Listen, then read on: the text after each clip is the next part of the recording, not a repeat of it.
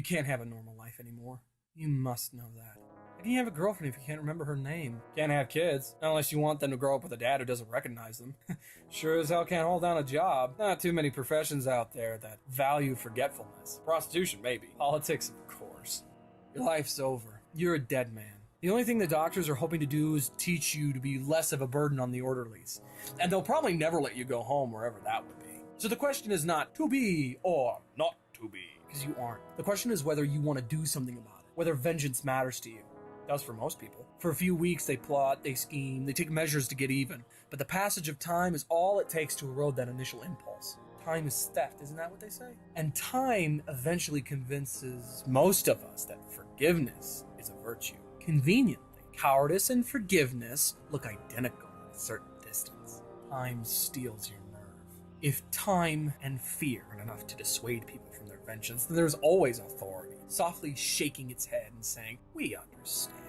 But you're the better man for letting it go, for rising above it, for not sinking to their level. And besides," says authority, "if you try anything stupid, we'll lock you up in a little room."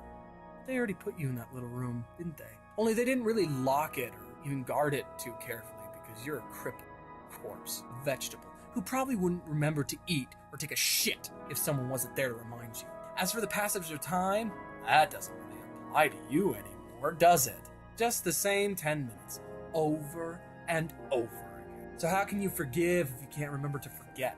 You probably were the type to let it go, weren't you? Before, you're not the man you used to be, not even half. Fraction. You're the 10-minute man. Of course, weakness is strong.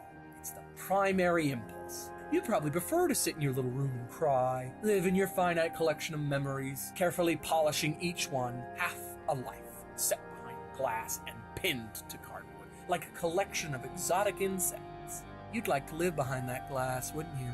Preserved in aspic. You'd like to, but you can't, can you?